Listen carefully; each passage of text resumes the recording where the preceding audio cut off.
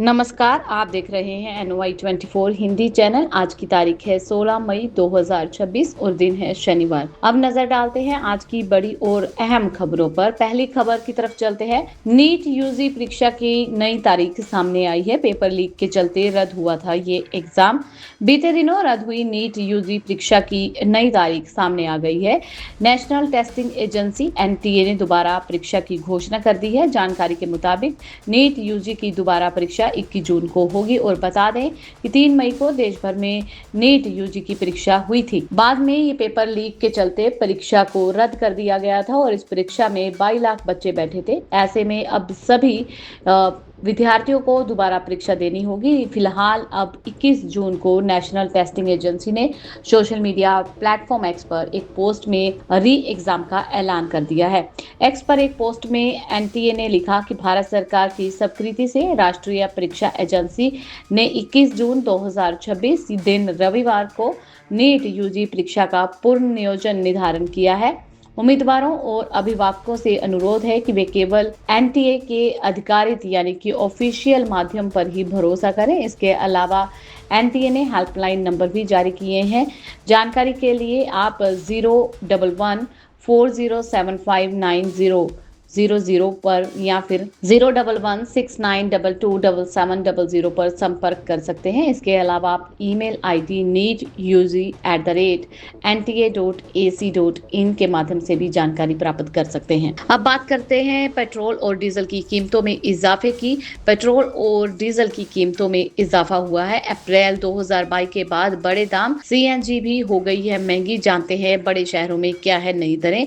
देश भर में शुक्रवार को पेट्रोल, डीजल और CNG की कीमतों में भारी बढ़ोतरी की गई है, जिससे आम लोगों पर महंगाई का सीधा असर देखने को मिल रहा है। तेल कंपनियों ने पेट्रोल और डीजल के दाम करीब 3 रुपए प्रति लीटर बढ़ा दिए हैं। दिल्ली में पेट्रोल की कीमत 97 रुपए 70 पैसे तक हो गई है और डीजल 90 रुपए 67 पैसे तक प्रति लीटर हो गया है। वहीं मुंबई शहर, कोलकाता, चेन्नई समेत कई बड़े शहरों में ईंधन के दामों में तेजी से उछाल देखने को मिला। कोलकाता में पेट्रोल 108.74 रुपए और डीजल 95.13 रुपए प्रति लीटर देखने को मिला, जबकि मुंबई में 106.68 रुपए और डीजल 93.14 रुपए प्रति लीटर हो गया। चेन्नई में पेट्रोल की बात की जाए तो 103.67 रुपए और डीजल 95.25 रुपए प्रति लीटर पर बिक रहा है। तेल कंपनियों का कहना है कि अंतर्राष्ट्रीय बाजार में ऊर्जा कीमतों में तेजी के कारण यह फैसला लिया गया है। इसके अलावा CNG की कीमत में भी 2 रुपए प्रति किलो की बढ़ोतरी की गई है। दिल्ली में अब CNG 79.9 रुपए प्रति किलो हो गया है, जबकि नोएडा, गाजियाबाद, गुरुग्राम, NCR के अन्य क्षेत्रों में भी नई दरें लागू कर दी गई हैं,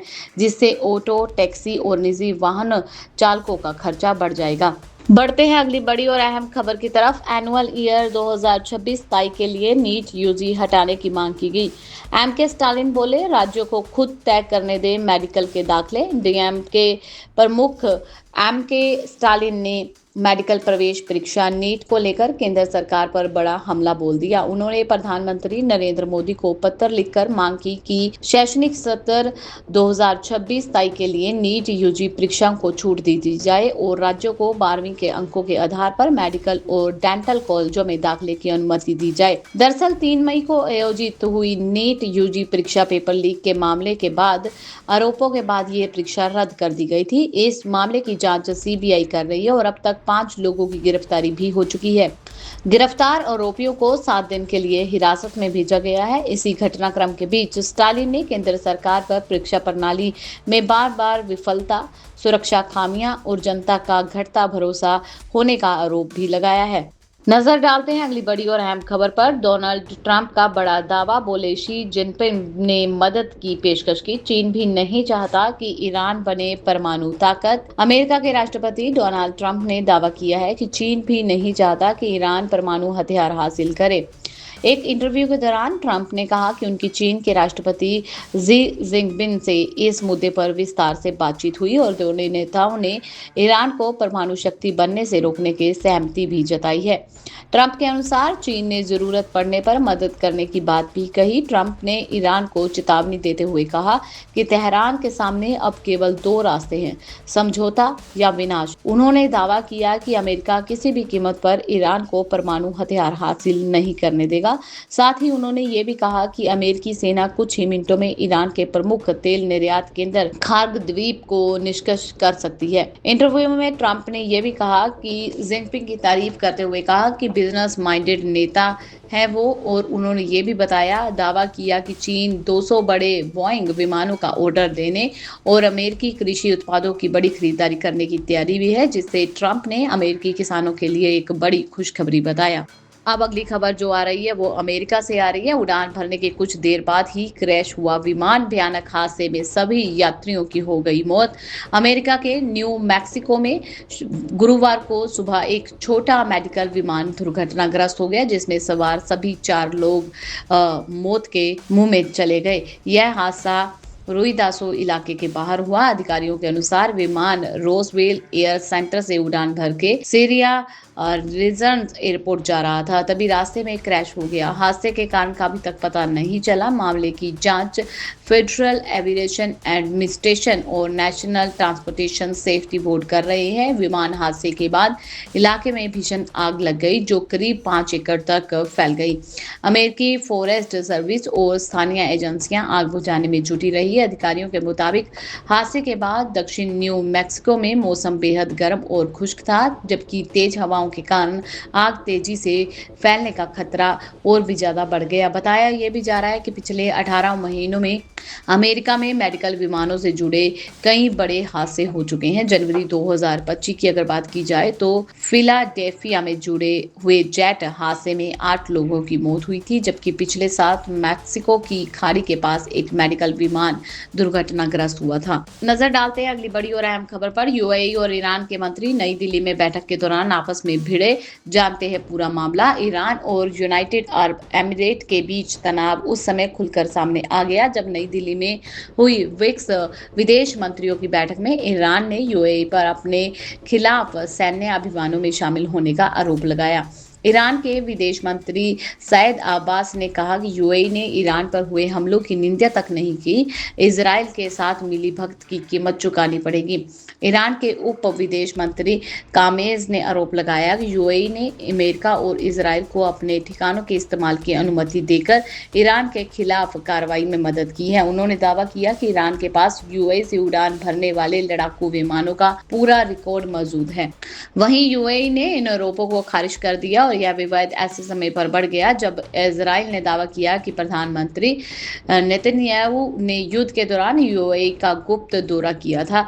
तनाव के बीच प्रधानमंत्री नरेंद्र मोदी शुक्रवार को यूएई के दौरे पर पहुंच रहे हैं, जहां वह राष्ट्रपति मोहम्मद बिन जायद अल नहयान से मुलाकात करेंगे और भारत और यूएई के बीच व्यापार और ऊर्जा संबंध लगातार मजबूत हो रहे हैं। इसी बीच ओमान की खाड़ी में एक भारतीय जहाज पर हमला होने की घटना भी सामने आ रही है, जो चिंता बढ़ा रही है सुरक्षा को लेकर। अगली खबर नीट परीक्षा से रिलेटेड। नीट परीक्षा अगले साल से ऑनलाइन होगी। शिक्षा मंत्री धर्मेंद्र प्रधान ने किया ऐलान। नीट 2026 पेपर लीक मामले पर शिक्षा मंत्री धर्मेंद्र प्रधान ने आज प्रेस कॉन्फ्रेंस और इस दौरान उन्होंने बताया कि अगले साल नीट की परीक्षा कंप्यूटर से यानी कि ऑनलाइन होगी। शिक्षा मंत्री धर्मेंद्र प्रधान ने कहा कि इस बार परीक्षा में 15 मिनट का अतिरिक्त समय मिलेगा। 21 जून को परीक्षा के लिए छात्रों को मनपसंद सेंटर मिलेगा। दोपहर 2 बजे से लेकर 5:15 तक ये परीक्षा होगी। 21 जून की परीक्षा के लिए 14 जून तक एडमिट कार्ड मिल जाएगा। उन्होंने आगे कहा कि नीट की परीक्षा में सुधार क्या किया है कि एनटीए सुप्रीम कोर्ट के आदेश के बाद बनी 1 करोड़ बच्चों की परीक्षा करवाती है। एनटीए ने फैसला किया कि हम फीस वापस करेंगे। छात्रों को उनके पसंद का शहर परीक्षा के लिए चुनने की आजादी दी जाएगी। शिक्षा मंत्री धर्मेंद्र प्रधान ने कहा कि 3 मई को नीट की परीक्षा हुई थी। 7 मई को खबर सामने आई कि गैस पेपर वाले सवाल ही नीट परीक्षा में आए हैं। हमने तुरंत प्रभावित जांच की और मामला एजेंसियों को सौंप दिया। 8 मई को जांच की प्रक्रिया शुरू हुई थी और 12 मई तक परीक्षा रद्द कर दी गई थी। शिक्षा माफियाओं को हराने के लिए ये फैसला छात्रों के हित में लिया गया है। उन्होंने ये भी कहा कि सीबीआई इस मामले की जांच कर रही है। गड़बड़ी की कोशिश करने वालों को सजा दी जाएगी। दोबारा परीक्षा देने वाले छात्रों पर कोई भी आर्थिक बोझ ना आए, इसका पूरा ध्यान रखा जाएगा। रुक करते हैं अगली बड़ी और अहम खबर का। स्ट्रेट ऑफ हॉर्मुज से चीनी जहाजों को मिली राहत, वैश्विक तेल सप्लाई को सहारा मिला। ईरान ने चीन के कुछ जहाजों को स्ट्रेट ऑफ हॉर्मुज से गुजरने की अनुमति दे दी है, जिससे वैश्विक तेल सप्लाई संकट के बीच राहत की उम्मीद बढ़ गई है। रिपोर्टर्स के मुताबिक यह फैसला ईरान और चीन के बीच हुए समझौते के बाद लिया गया। चाइना लंबे समय से ईरानी तेल का सबसे बड़ा खरीदार रहा है। बताया जा रहा है कि अमेरिका और इजराइल के हमलों के बाद ईरान ने स्ट्रेट ऑफ हॉर्मुज में जहाजों की आवाजाही पर कड़े प्रतिबंध लगा दिए थे। अब चीन के अनुरोध पर कुछ चीनी जहाजों को विशेष अनुमति दे दी गई है। इसी दौरान एक चीनी सुपर टैंकर 2 महीने बाद इस रास्ते से गुजरने में सफल रहा। स्ट्रेट ऑफ हॉर्मुज दुनिया की करीब 20% तेल और गैस सप्लाई का अहम रास्ता माना जाता है। ऐसे में चीन के जहाजों को मिली यह छूट वैश्विक ऊर्जा बाजार और तेल की कीमतों पर बड़ा असर डाल सकती है। वहीं दूसरी तरफ पीएम नरेंद्र मोदी बोले कि ब्रिक्स के जरिए अधिक समावेशी विश्व व्यवस्था बनाने पर भारत का जोर है। प्रधानमंत्री नरेंद्र मोदी ने नई दिल्ली में आयोजित ब्रिक्स विदेश मंत्रियों की बैठक में कहा कि भारत की अध्यक्षता में ब्रिक्स समूह बहुपक्षवाद को मजबूत करने, सतत विकास को बढ़ावा देने, एक अधिक समावेश विश्व व्यवस्था बनाने की दिशा में काम करेंगे। पीएम नरेंद्र मोदी ने कहा कि आज उभरती अर्थव्यवस्थाओं और ग्लोबल साउथ की आवाज को मजबूती देने वाला महत्वपूर्ण मंच बन चुका है। पीएम नरेंद्र मोदी ने ब्रिक्स देशों के विदेश मंत्रियों और प्रतिनिधियों से मुलाकात के दौरान वैश्विक चुनौतियों, आर्थिक सहयोग और अंतर्राष्ट्रीय संस्थानों में सुधार जैसे मुद्दों पर चर्चा भी की। भारत इस वर्ष ब्रिक्स की अध्यक्षता कर रहा है और बैठक का मुख्य फोकस रिलायंस, इनोवेशन, कॉर्पोरेशन और सस्टेनेबिलिटी पर रखा गया है। बैठक के दौरान विदेश मंत्री एस जयशंकर ने एक तरफा प्रतिबंधों और दबाव की राजनीति की आलोचना करते हुए कहा कि वैश्विक समस्याओं का समाधान केवल संवाद और कूटनीति से ही संभव है। अब बात करते हैं महाराष्ट्र की राजधानी मुंबई की। मुंबई में 10% पानी की कटौती होगी। बीएमसी ने जारी किया अलर्ट। जानते हैं इसका असली कारण। महाराष्ट्र की राजधानी मुंबई में रहने वाले लोगों के लिए एक बड़ी खबर सामने आ रही है। भीषण गर्मी और जलाशयों में तेजी से घटते जल स्तर के बीच मुंबई महानगर पालिका ने यानी कि बीएमसी ने आज मई 16 से लेकर पूरे मुंबई शहर में 10% पानी की कटौती लागू कर दी है। आपको बता दें, बीएमसी की ओर से यह फैसला अहम तौर पर लिया गया है ताकि मानसून आने तक पानी का पर्याप्त भंडार बना रहे।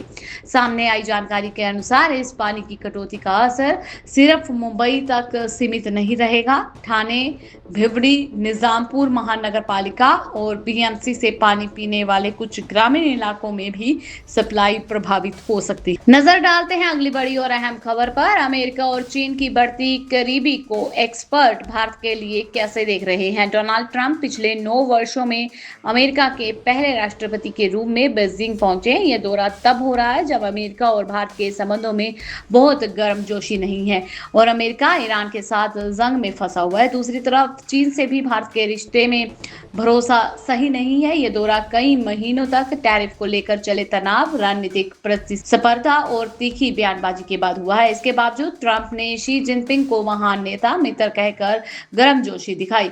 इससे एक संदेश गया है कि दुनिया की 2 सबसे बड़ी शक्तियां अधिक स्थिर संबंधों की चाहत रखती हैं। चीन और अमेरिका में गर्मजोशी को भारत के लिए खिलाफ नहीं देखा जा सकता, लेकिन इसके असर को समझा जा सकता है। भारत की कोशिश यही होती है कि वह चीन और अमेरिका में संतुलन बनाकर चले।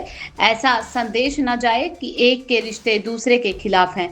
चीन और अमेरिका दोनों भारत के बड़े कारोबारी साझेदार है। कई मामलों में भारत की दोनों देशों पर निर्भरता है। भारत बहुध्रुवीय दुनिया की बात करता है। भूमध्य एशिया की भी बात करता है। दुनिया में अमेरिका का दबदबा है और एशिया में चीन का। ऐसे में भारत को दोनों स्थितियों में सामंजस्य बैठाकर चलना होगा। बात करते हैं अगली बड़ी और अहम खबर की। भारत यूएई के बीच रक्षा, तेल और $5 बिलियन के निवेश समेत इन समझौतों पर हुए हस्ताक्षर। पीएम नरेंद्र मोदी बोले, ये मेरा दूसरा घर है। प्रधानमंत्री नरेंद्र मोदी शुक्रवार को यूएई दौरे पर पहुंचे, जहां भारत और यूनाइटेड अरब अमीरात के बीच रक्षा, ऊर्जा और निवेश से जुड़े कई बड़े समझौते हुए। इस दौरान पीएम मोदी ने यूएई को उनके दूसरे घर जैसा बताया और कहा, भारत हर मुश्किल समय में यूएई के साथ खड़ा रहेगा।